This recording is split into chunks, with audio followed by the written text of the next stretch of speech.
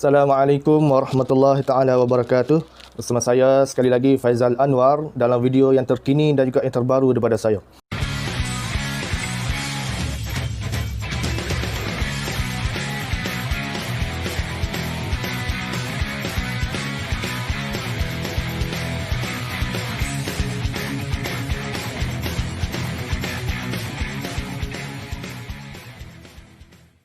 Untuk hari ini saya ada nak berkongsi satu cerita dan juga di hujungnya saya akan bagi satu petua macam biasa. Baik, ceritanya mengenai seorang individu ni yang sangat hebat di negara kita dan juga di dunia. Dia sangat hebat. Siapakah dia? Namanya adalah Sazali Samad. Sazali Samad. Baik, ramai orang kenal dia, termasuk di Malaysia dan juga di seluruh dunia. Bila sebut saja nama Sazali Samad, mungkin terlintas di fikiran kita beliau adalah seorang atlet bina badan. Okey, betul. Sazali Samad adalah atlet bina badan yang sangat tersohor di dunia lah. Kalau tak silap saya, dia pernah memenangi 10 kali kejuaraan dunia. Baik, apa yang saya nak ceritakan mengenai Sazali Samad ni, Abang Sazali Samad ni adalah mengenai satu video di channel YouTube beliau, Sazali Samad dan juga Sazali Samad Gym. Nanti saya akan letakkan link di sebelah video ni. Korang boleh pergi kat sana, boleh subscribe channelnya, sangat terbaik. Apa yang saya lihat di videonya sangat terkejut lah. Bila baca saja tajuk di mana Sazali Samad terkena sihir.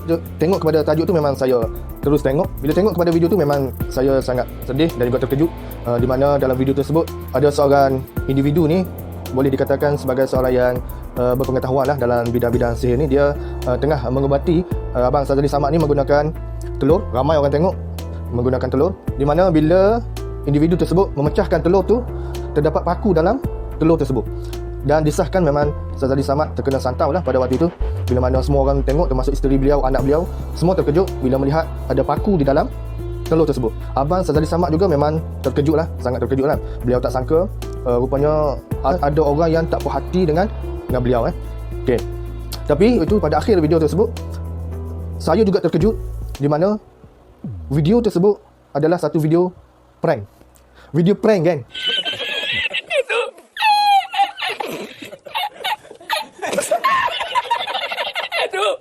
Video prank yang mana tim beliau nak prank Sazali Samad dengan menggunakan telur tadi yang dikatakan Abang Sazali Samad terkena sihir. Memang Abang Sazali Samad tak pernah tahu pun rancangan untuk prank ni. Memang saya sendiri pun tengok sangat terkejut lah kan. Bila duduk tengah tengok tu memang terkejut. Dalam hati, siapa lah yang tak puas hati dengan Abang Sazali Samad kan. Baik, tapi pada akhir video tu ternyata video itu adalah prank dan Sazali Samad terkena sihir itu juga adalah prank. Okey, korang boleh tengok video tersebut di link yang akan saya sediakan di Sazali Samad, channel YouTube Sazali Samad dan juga channel YouTube Sazali Samad Gym. Korang boleh tengok dan juga boleh subscribe channel beliau, sangat menarik. Okay. Selesai untuk cerita Sazali Samad terkena sihir. Apa yang saya nak kongsikan cerita yang kedua ni adalah juga berkaitan dengan sihir. Berkaitan dengan sihir yang mana satu cara dan juga kaedah yang dapat menghindarkan diri kita dan juga dapat mengelakkan diri kita daripada terkena sihir dan sebagainya yang berkaitan dengan benda-benda syirik ini. Baik, satu kisah ni di mana seorang hamba Allah ni bertanya kepada seorang pakar ruqyah lah. Beliau ni seorang pakar ruqyah, pakar merawat orang dengan menggunakan kaedah Islam. Nama dia Syekh Wahid Abdul Salam Bali. Syekh Wahid Abdul Salam Bali. Beliau ni memang pakar dalam meruqyah pesakit-pesakit yang terkena santau dan sebagainya. Baik, hamba Allah ni bertanya kepada Syekh Wahid ni. Dia bertanya, "Ya Syekh, macam mana kita nak mengelakkan diri kita daripada terkena sihir? Ada apa-apa petua ataupun ayat yang boleh mengelakkan kita daripada terkena buatan orang?" Baik, lalu Syekh ni pun menjawab. Dia menjawab pertanyaan tersebut dengan satu kisah yang mana pada suatu hari, kata Syekh tersebut, saya merawat seorang wanita bersama suaminya yang terkena gangguan. Baik, masa tengah merawat, tengah membaca ayat Al-Quran, jin yang berada di dalam pesakit tersebut berkata, "Aku tidak akan keluar daripada badan pesakit ini. Aku tidak akan keluar daripada badan pesakit ini." Baik, lalu Syekh Wahid Abdul Salam tu berkata kepada jin tersebut, "Okey, kalau kamu tak mahu keluar, aku akan terus membaca ayat-ayat suci Al-Quran sehingga kamu terasa panas dan terbakar bila dengar ayat Al-Quran tersebut."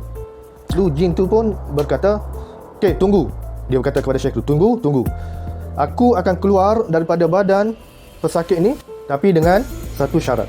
Jin tu bagi tahu dia akan keluar daripada badan pesakit ini dengan satu syarat. Baik, Syekh tu bertanya kepada jin tersebut, "Okey, Apa syaratnya? Syaratnya adalah, jin tu berkata, syaratnya adalah aku boleh keluar daripada badan pesakit ni, tapi dengan syarat aku akan masuk ke dalam badan engkau, wahai Syekh. Jadi jin tu nak keluar daripada badan pesakit ni, tapi dia nak masuk ke dalam badan Syekh tu. Nak berpindah daripada pesakit ni kepada badan Syekh tu. Lalu Syekh tu berkata, okey, masuk sajalah ke dalam badan aku. Masuk sajalah ke dalam badan aku, kata Syekh tersebut. Jin tu pun berkata sekali lagi, kalau aku masuk ke dalam badan kau, wahai Syekh, nescaya kau akan pengsan. Kau akan pening dan pengsan. Lalu siapa yang akan mengubati kau kalau kau pengsan? Kata jin tersebut. Lalu Syekh tu berkata, tak ada masalah, masuk sajalah ke dalam badan aku. Tak apa, aku pengsan pun, masuk sajalah. Jin ni memang dia kaki putar belik jugalah. Kalau siapa yang pernah merawat pesakit dengan rawatan Islam, memang bila berkomunikasi dengan jin ni, memang dia akan sedaya upaya untuk nak memutarbelikkan cerita dan juga keadaan. Baik.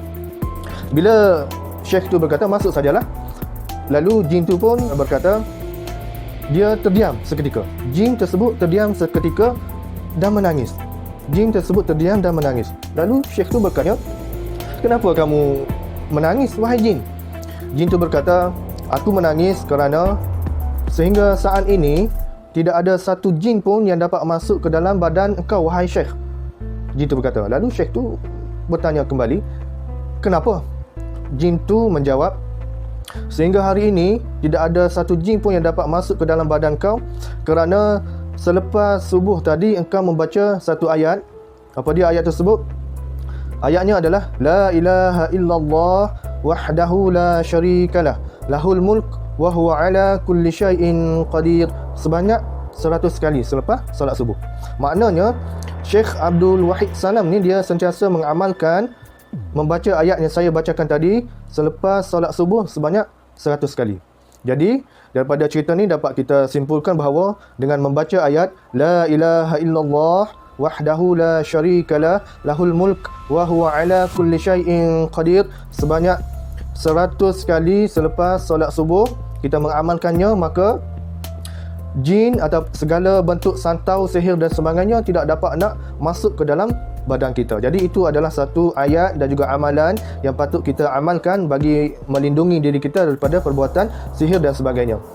Jadi bila mana kita mengamalkan zikir tadi La ilaha illallah wahdahu la syarikalah lahul mulk wa huwa ala kulli syai'in qadir sebanyak 100 kali selepas solat subuh dengan penuh keyakinan dan iktikad yang tinggi, nescaya itu adalah satu amalan yang sangat baik untuk kita menguatkan diri kita daripada terkena segala macam bentuk perbuatan yang tidak elok, sihir, santau dan sebagainya.